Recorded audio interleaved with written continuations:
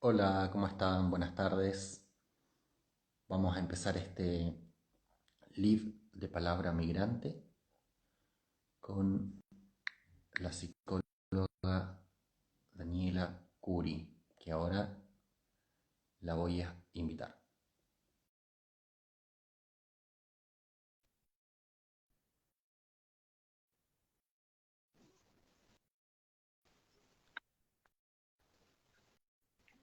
Buenas, Hola Dani, ¿cómo estás? muy bien, ¿y vos? Todo bien, bienvenida. Bueno, muchas gracias.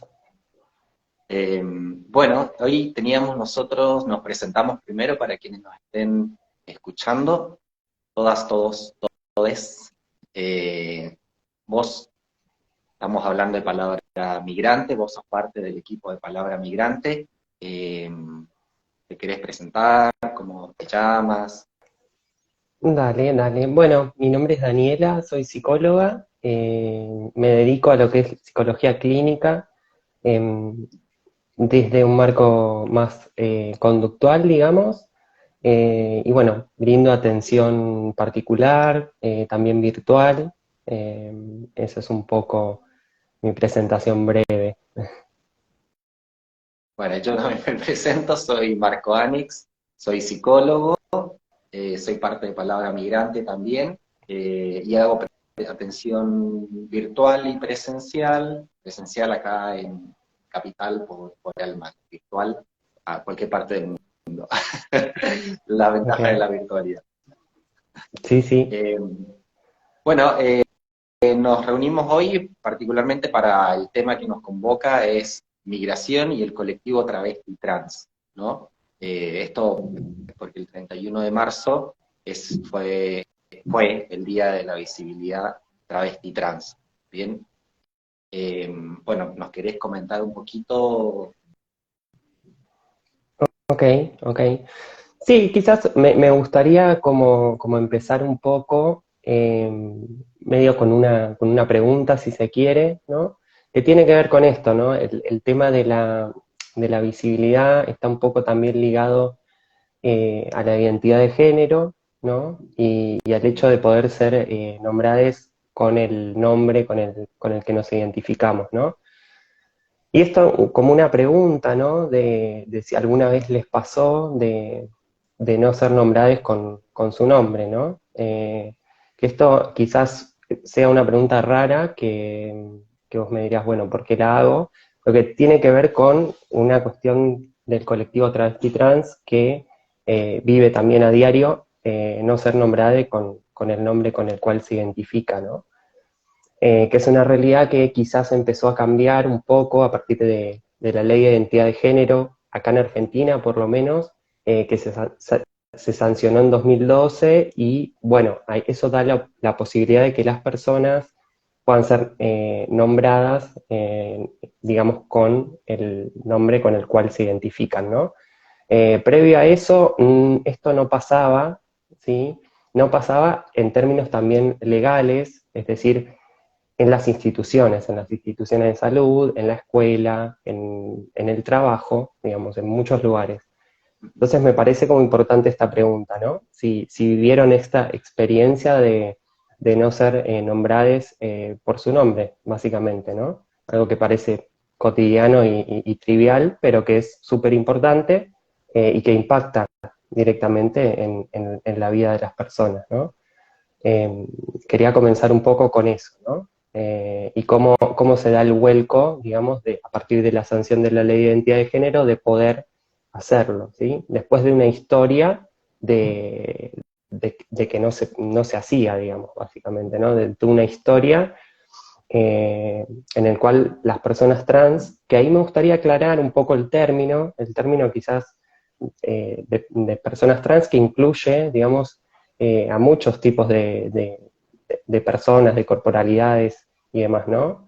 Que va desde mujeres trans, hombres trans, personas que se identifican como travesti, eh, digamos, géneros no binarios, no binarias, es decir, engloba muchas cosas, ¿sí? Para que no se reduzca a quizás lo más visibilizado son las mujeres trans, pero la verdad es que existen en muchos tipos de identidades trans, ¿no? Sí, Es sí. un poco, no sé si querés comentar algo. No, o sea, sí quiero comentar en el sentido de que me parece muy importante esto que resaltas respecto a la ley de identidad de género, porque hay otros países donde no está esa ley, ¿no? Y como este, bueno, acá también hablamos sobre migración, eh, no sé, quienes nos estén escuchando, muchas personas migran para poder tener una mejor calidad de vida, ¿no? Y no siempre es así, pero algunas migran por eso, y dentro de esa calidad de vida, el poder pertenecer respecto a cómo te autopercibes, en tu identidad, es algo muy importante, pero también porque si no hay una ley que pudiese regular un poco, las comunidades suelen terminar excluyendo o pasan por situaciones de violencia, o las mismas familias, ¿no? Sí, sí, tal cual, tal cual, tal cual. Sí, sí, eso pasa mucho y yo creo que en ese sentido es súper importante, digamos, esa cuestión de nombrarse, pero que tampoco resuelve todos los, o sea, vamos a decir, la cuestión legal no resuelve todos los problemas y que esté tampoco significa que se implemente en todos los casos, que Claro, suceda en todos los casos, ¿sí? Entonces eso me parece importante.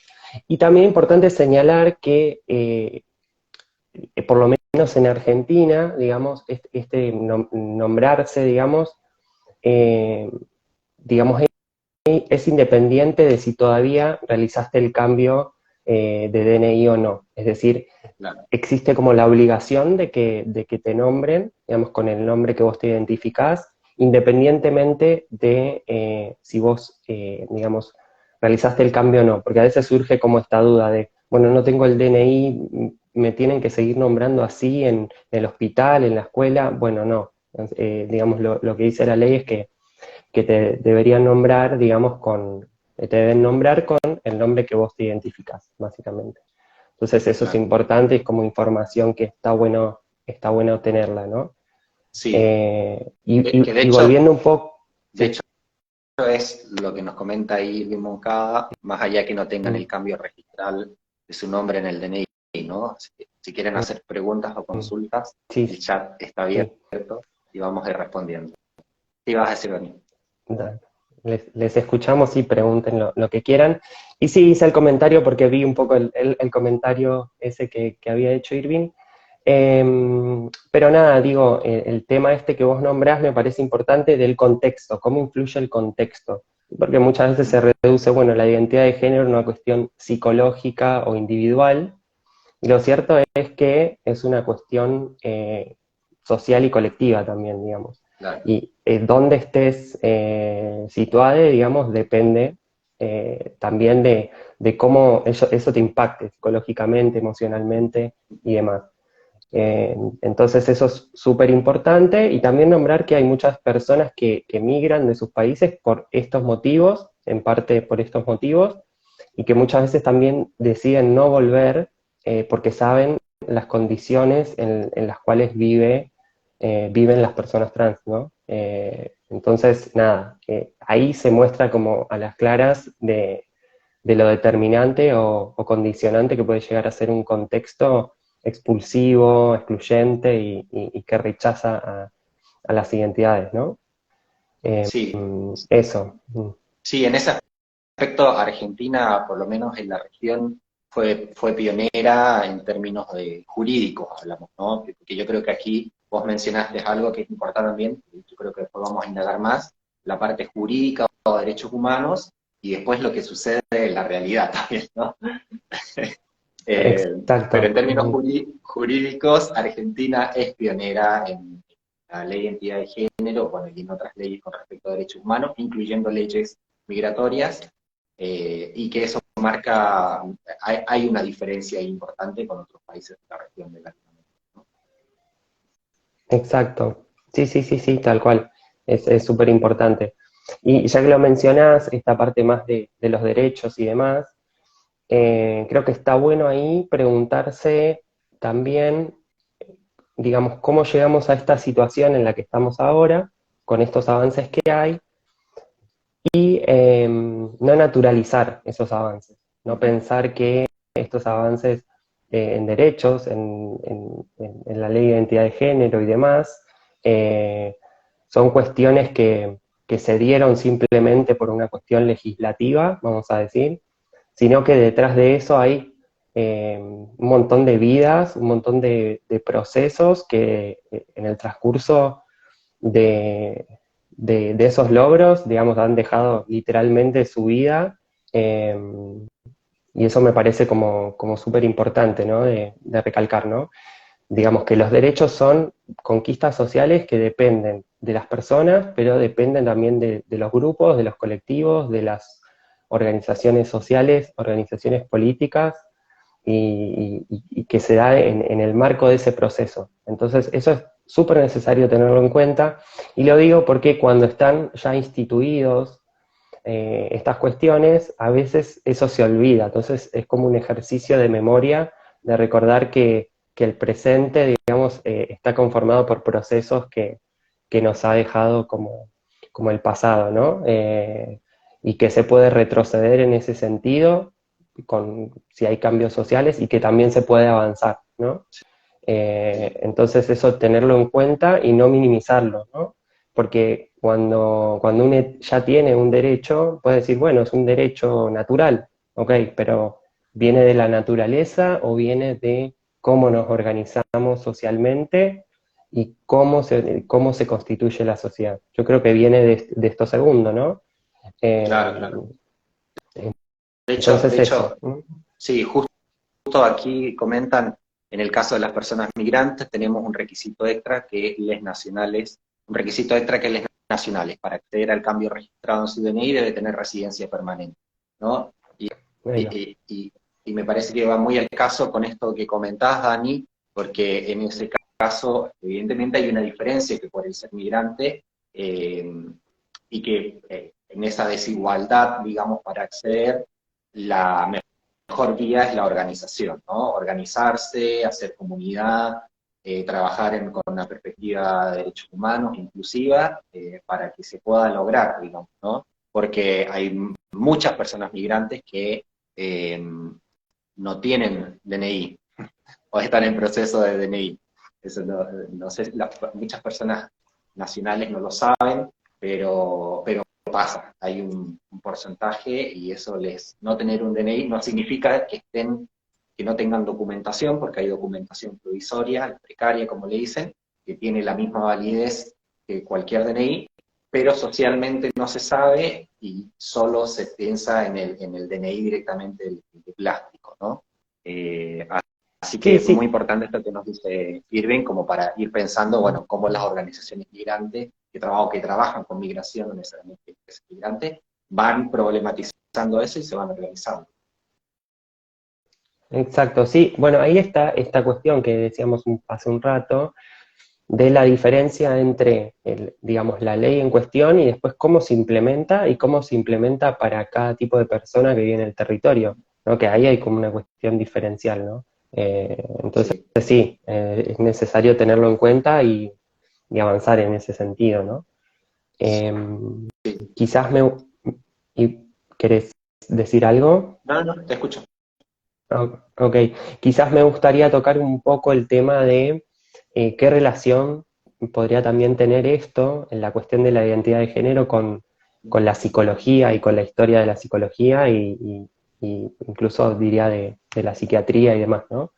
Sí, sí, Que en principio, digamos, esto, bueno, fue una identidad que también fue patologizada históricamente, digamos, incluía, digamos, de facto en los manuales de trastornos mentales y demás, eh, digamos, y entonces eso también da la pauta de cómo socialmente se asignaron, digamos, personas que podían determinar, digamos, cuál era tu género, ¿no? Profesionales de la medicina que te podían decir, bueno, sos trans o no sos trans, psicólogos, psiquiatras, que podían determinar eso. Por eso ahí el decir la autodeterminación de la identidad de género me parece súper importante, porque si no autodeterminamos, digamos, nuestra identidad de género, la pregunta que surge ahí es ¿quién lo hace? ¿No? Y Sí, históricamente esto fue delegado en el nombre quizás más de la ciencia, en profesionales de la medicina, en psicólogos, en psiquiatras, ¿no? Entonces es también, incluso al día de hoy, ¿no? Es una lucha de poder ir superando esas cuestiones.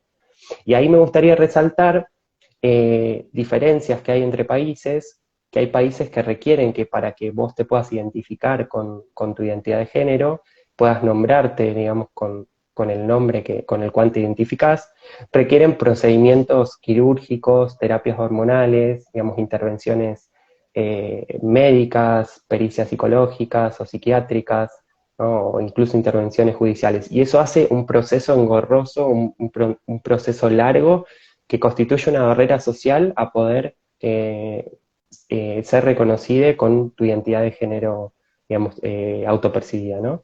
Entonces, eso me parece como fundamental, porque me parece que también hay que ir avanzando hacia ese sentido, de decir, bueno, existe como la identidad de género que es autodeterminada y que nadie puede decirte, digamos, cuál es tu identidad, eh, digamos, desde un lugar de supuesto saber, ¿sí? Porque además hay que recalcar que estas cuestiones y estas categorías que se han agregado, ¿sí? No tienen quizás un sustento científico en el cual se basan, ¿no? No es una evidencia, sino que es una cuestión más de época que se ha agregado, que se ha modificado, digamos, a lo largo del tiempo y que, bueno, hay que tenerlo en cuenta y hacerse esta pregunta, ¿no? Si yo no estoy determinando mi identidad de género, ¿quién lo está haciendo por mí? ¿No? Eso está bueno, eh, tenerlo en cuenta, ¿no? Un poco eso. sí, y Eh, las vulnerabilidades a las que uno queda con eso que vos decís, si otra persona determina mi identidad, queda un poco a merced de los otros, ¿no? Sobre todo de un discurso médico jurídico que son bastante complejos, ¿no?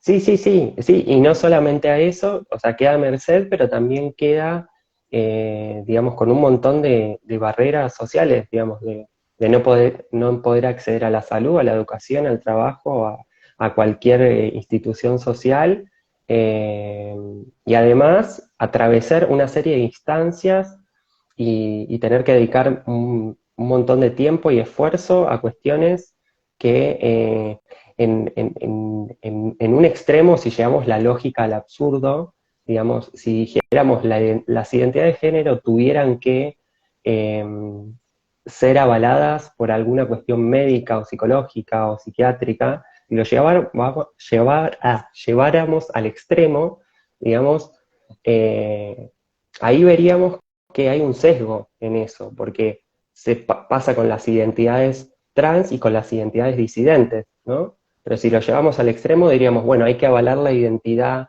de género en general, Claro, incluso para las personas claro. cis. Y entonces tendríamos un conjunto de profesionales de la medicina, psicólogos y psiquiatras todo el tiempo, digo, todo el tiempo haciendo pericias, evaluaciones, o sea, no tenía ningún sentido. Si llevamos la lógica al extremo, ¿no? Tomando al pie de la letra como esta argumentación, ¿no? Entonces Sí, eso también está bueno decirlo, ¿no? sí. Vos además trajiste una palabra, por quienes nos están escuchando, si nos podés explicar un poco más, trajiste la palabra cis. ¿Qué quiere Sí. decir la palabra cis, Dani?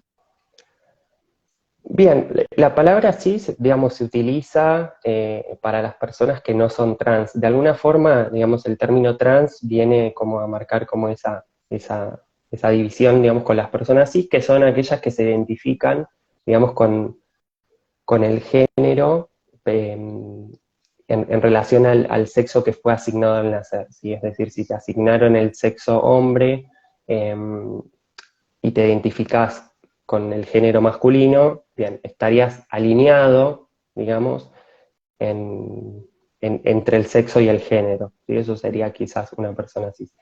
Y una persona trans es alguien que no se identifica con el género que fue asignado al nacer, ¿sí? Ahí habría que poner en cuestión este tema de de la alineación o qué grado de linealidad puede tener el sexo, digamos, o las características biológicas, vamos a decir, en relación al género, ¿no? Claro, Eh, digamos, ahí hay una suposición de que debería estar alineado, de que naturalmente pasaría eso, ¿no? claro. Pero lo que vemos es otra cosa, eso no pasa, digamos, y no hay una naturaleza que nos indique que va a pasar de esa manera, ¿no? Así que parte de una suposición, pero se utiliza el término como para diferenciar esta cuestión, ¿no? Más que nada, entre otras cosas.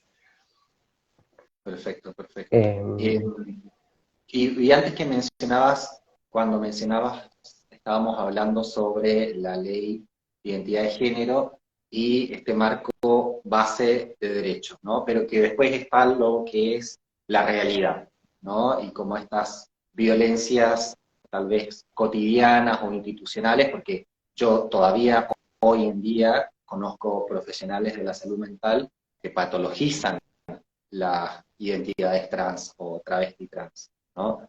Desgraciadamente, ¿no? mm. A pesar de que además hay una ley, ¿no? ¿Cómo me querés contar un poquito más? ¿Cómo se puede vivirse o qué pasa más allá de lo jurídico? Ok, ok. Sí, quizás hay un montón de datos, cuestiones estadísticas y demás que podemos mencionar, pero me gustaría nombrar situaciones cotidianas, quizás, me parece que es un poco más gráfico, ¿no? En principio, digamos, si arrancamos más por el lado de la infancia, la adolescencia, el tema escolar, digamos, no ser nombrades, digamos, con el género, digamos, en la escuela, ¿sí? No poder, digamos, incluso, como se dice, en las filas, estar en la fila que quisieras estar, digamos, dejando de lado la cuestión de que hay un binarismo ahí y que no tenés tampoco, tenés dos opciones, digamos, no hay entonces esto es una restricción y puede ser como difícil la situación. El hecho de que tu diploma, por ejemplo, si quizás hoy en día con la ley ya pase menos esto, pero anteriormente sí que pasaba bueno, que salga con el nombre de tu DNI, que no puedas cambiarlo, ¿no? La ley habilita ahora un poco eso, pero al margen de lo que habilita también puede suceder que te nombren con otro nombre, digamos, básicamente. ¿No? Y que eso sea una situación de incomodidad, digamos no sé, tus compañeros o compañeros te miren de forma burlona, o sea, vivas situaciones de ese estilo, ¿no? En el hospital lo mismo, irte a atender y que estés en la fila esperando y que nada, te llamen con un nombre que ya no utilizás, ¿no? Básicamente. Eh, luego en los trabajos también, digamos, si te solicitan el DNI, digamos, es una situación incómoda. Y después el rechazo de la gente a nombrarte como vos te identificás, que eso también pasa, ¿no? Y eso pasa Sí, a veces con un discurso amparado en la libertad de expresión, ¿no? Es como, bueno, digamos, como yo soy libre, yo te puedo nombrar como quieras, y como sería como una suerte de, es una lógica media rara de, bueno, estoy oprimido porque no te puedo nombrar con el nombre que yo quiera, ¿no? Eh, y esto un poco también tiene una lógica media absurda, ¿no? Digamos que si lo generalizamos a toda la sociedad, entonces yo tampoco te voy a nombrar con el nombre que quieras y voy a nombrar a la gente con el nombre que se me ocurra en el momento y sería como, y dificultaría incluso la comunicación social, ¿me entendés?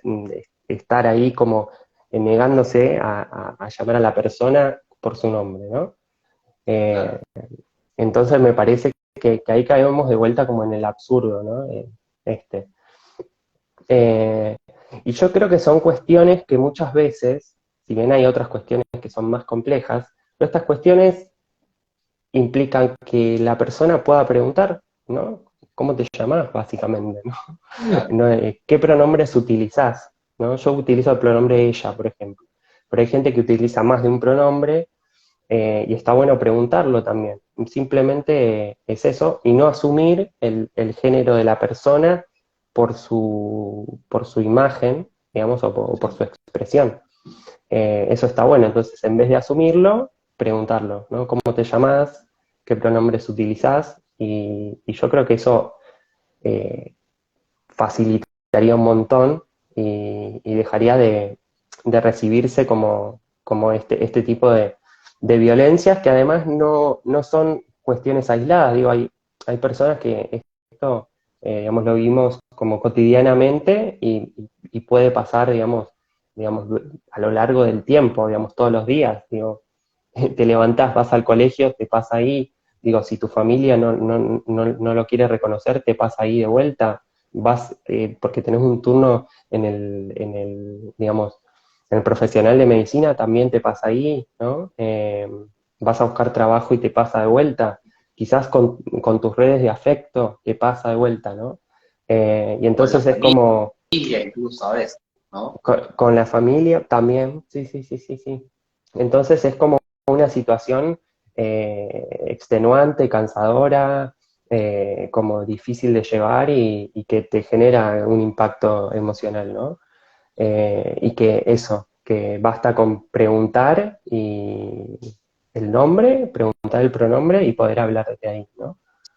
Sí, Eh, Así que eso. Y también ahí abrir también la pregunta de decir, hoy en día se habla mucho de lo trans y demás, pero ¿cuántas personas trans, por ejemplo, conoces en tu trabajo, en tu escuela, en tu barrio? ¿Sí? O sea, se habla mucho, pero eh, pasa eso, ¿no? Que muchas veces no se tiene el acceso todavía a un montón de espacios. sí. Aquí Irving comenta, nos pasa todos los Sí. días con amigues, en el laburo, compañeros de militancia, en el súper. Sí, sí. Eh, Me parece también algo interesante que trajiste ahora, Dani, que tiene que ver como con el contexto, ¿no? Y como realmente como lo que puede causar padecimiento. Eh, también como para no patologizar, decir, bueno, eh, va a hacer la transición, es una chica, un chico, un chique trans, es un conflicto, un problema, digamos, ¿no? Cuando en realidad lo que vos estás mencionando es cómo hay un contexto, un conjunto de redes que a veces vienen de la familia que no generan el apoyo ni el reconocimiento necesario, y esto no es un problema del colectivo travesti trans por sí mismo, sino como que todos los seres humanos necesitamos reconocimiento y necesitamos pertenencia, ¿no? O sea, ahí hay una cuestión de exclusión que es la que va generando padecimiento. ¿Y qué pensamos? Sí, yo lo diría de la siguiente manera. La identidad de género nunca es un problema psicológico ni un problema médico. Nunca. No hay excepción ahí. Lo que sí puede, esto que vos decís, puede generar la interacción con el contexto puede generar, digamos, un impacto emocional y un impacto psicológico. Pero el problema ahí no es la identidad, sino precisamente, ¿no? La ausencia de reconocimiento, las violencias, la discriminación, el prejuicio y demás. Digamos, ahí está el punto. Me parece que es salir del foco de lo individual, digamos, como eje y pasar al foco a cómo se interactúa con el contexto, ¿no? También para las personas que atendemos no culpabilizarlas, ¿no? Digo, porque pueden venir con la idea de, ok, eh, no sé, digo, soy trans, lo hablé con alguien, me hizo sentir mal, digamos, me dijo cosas, digamos, totalmente fuera de lugar y eso tengo un problema yo, por mi identidad, ¿me entendés? Y no es así, o sea, el problema no es por tu identidad, digamos, porque eso no es un problema, sino que el problema viene por la interacción y por el trato que se da, ¿no? Eh, Sí, entonces, en ese sentido me parece como recalcarlo. Y después sí, digamos, justamente creo que la mayor parte de los malestares, si bien esto es caso por caso, ¿no? Pero como para hablar así un poco en general, viene dado por estas cuestiones sociales, ¿no? Y no por el hecho de me siento mujer, me siento hombre, me siento varón, me siento, no sé, no binario, digamos. El malestar viene en general asociado a una experiencia de vida que implicó que alguien te burló en el colegio, que digamos que alguien no reconoció, digamos, tu género, el hecho de las violencias, ¿no? El hecho de que te digan, no sé, sos una enferma, sos un enfermo, digamos, por tu situación. Eh, y todas esas cuestiones también son acumulables en el tiempo, ¿no? Digo, no es algo que la persona vive una vez, digamos. Se vive como a lo largo de la historia y eso puede generar un impacto psicológico, ¿no? Desde la psicología podemos acompañar un poco, eh, sostener, digamos, y validar justamente las diferentes identidades de género, eh, y poder entender esto, ¿no? De cómo ocurren en ese contexto, ¿sí? Y psicologizar, si se quiere, la cuestión identitaria implica también esto que te decía, ¿no? No culpabilizarlas o culpabilizarles, digamos, por esa situación, ¿no? Esto es súper importante, especialmente en contextos que son totalmente aversivos, ¿no? Digamos, países donde, digamos, por tu identidad, digamos, te asesinan, te matan, ¿no? Y decirle a la persona en consulta, la verdad es que, no sé, la verdad es que creo que te sentís culpable porque no podés decirlo a tu contexto, es como, ok, pero si lo digo me van a matar. Entonces es como, es riesgoso, digamos, pensar que estás teniendo un problema individual solamente, ¿no? Estás teniendo ese impacto social, digamos, te está afectando claramente eso, pero tenés un contexto que es totalmente hostil, ¿no? Entonces reconocer eso también implica otro abordaje, ¿no? No solamente de lo que le está pasando a la persona, sino las condiciones sociales. Y desde ahí, desde la psicología, se puede acompañar, pero hay cuestiones que no se pueden resolver totalmente, digamos. ¿Sí? Digamos, por esto que hablábamos antes, ¿no? Si no puedo acceder al trabajo, no lo voy a poder hacer hasta que se avance en esas cuestiones. Por eso la importancia que tiene también en esos contextos de, de tanta, de tanta hostilidad más social, institucional, que la persona pueda formar redes, digamos, con personas que les reconozcan en su identidad de género, que puedan hablarlo con esas personas, que tengan un espacio seguro dentro de, digamos, el contexto hostil en el que viven. Eso es, creo que alivia mucho y también quita esta sensación de locura, que es un poco lo que produce este señalamiento de las identidades de género como patología, ¿no? Si te digo sos enfermo, tenés una patología o lo que sea, y vos no tenés a nadie, digamos, que digamos, que conozcas, digo, esto puede pasar, digo, ¿no? En tu contexto social no sabes que es una persona trans, ¿no? O hoy en día quizás es más difícil, pero antes pasaba, ¿no?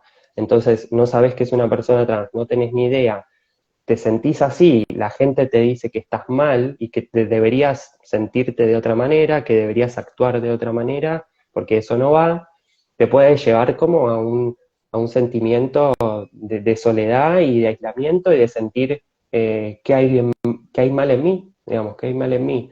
En cambio, la formación de redes, de amigues, de personas que te reconozcan y te validen en eso, te hace salir un poco de esa posición de hay algo malo en mí. No, hay una falta de reconocimiento y hay ciertas cuestiones sociales que hacen, digamos, que tenga ese impacto en vos, ¿no? Un poco eso.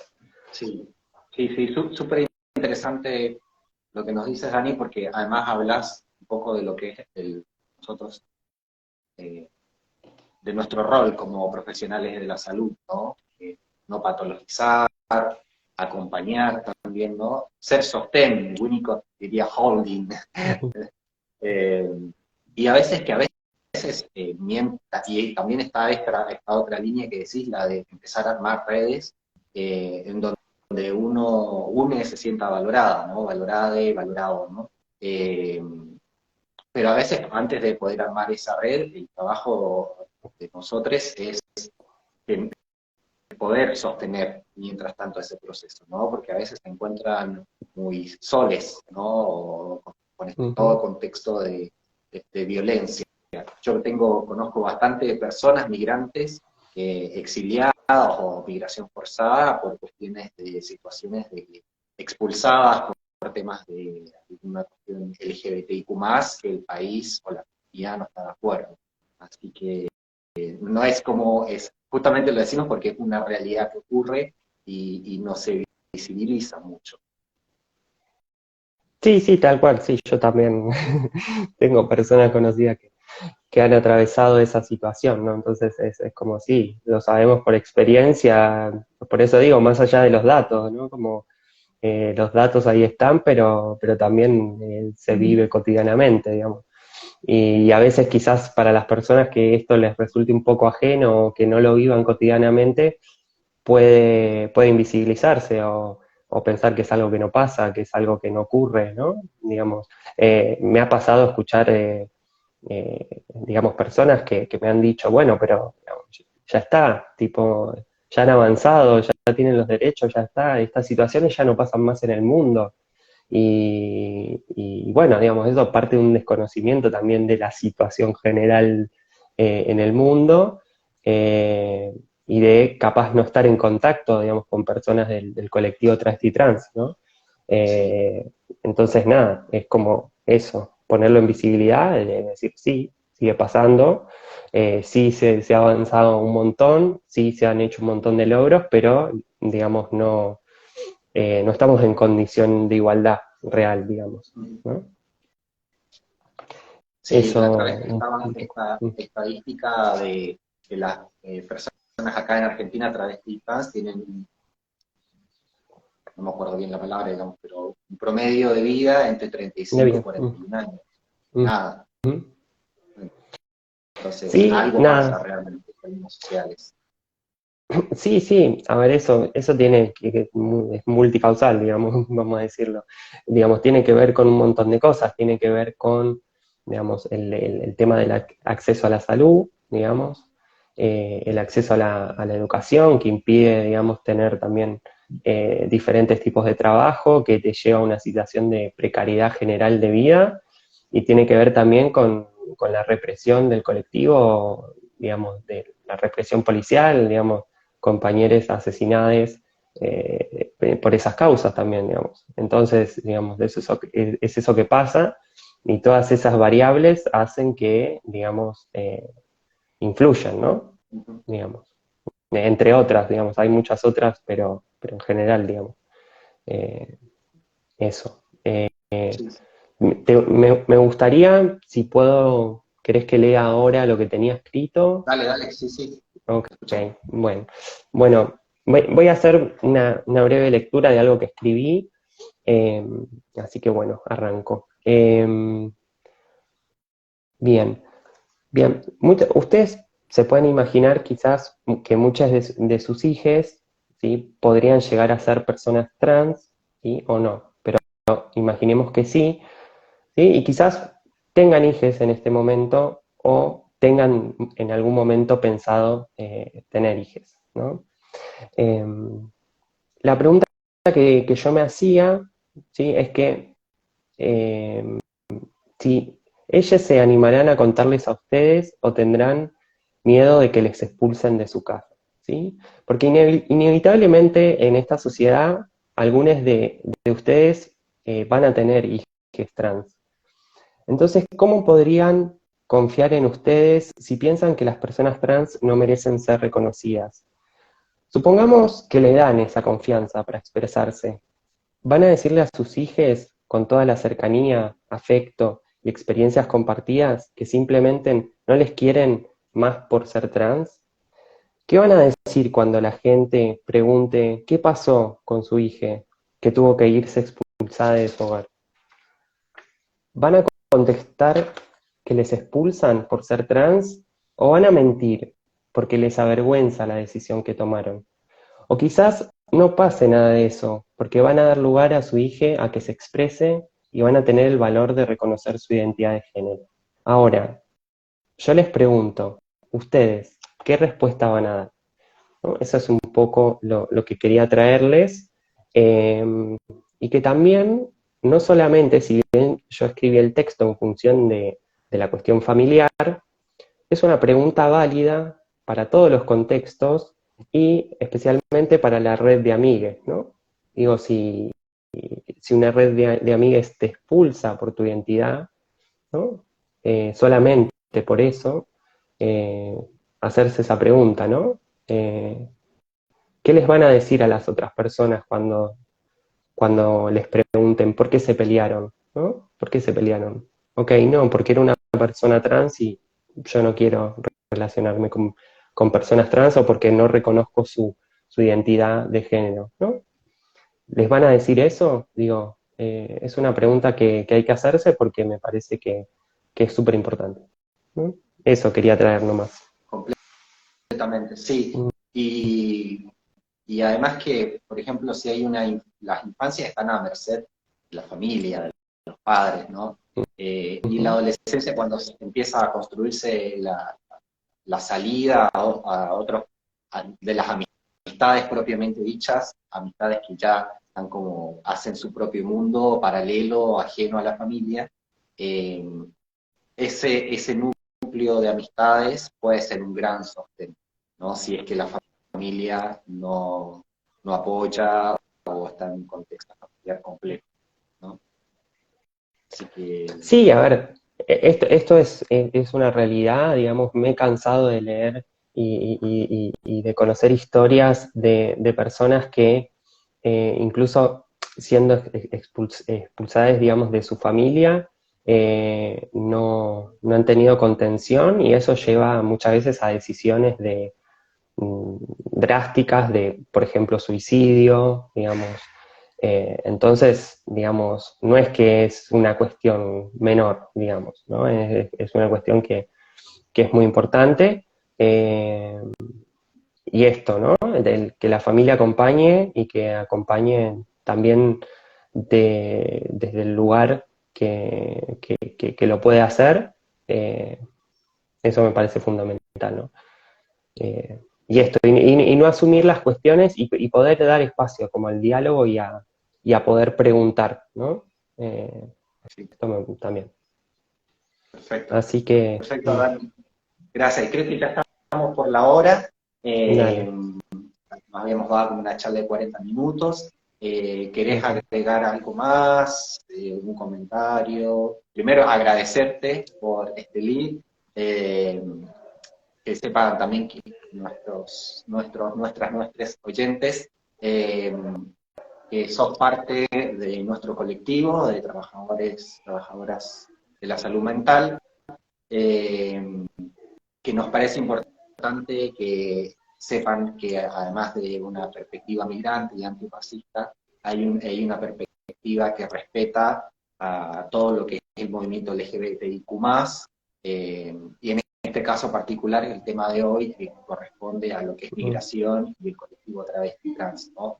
Y nos parece un tema que tenemos que visibilizar y si en algún momento alguien desea solicitar atención, que se sientan en confianza de que van a ser respetadas por cómo se autoperciben, ¿no?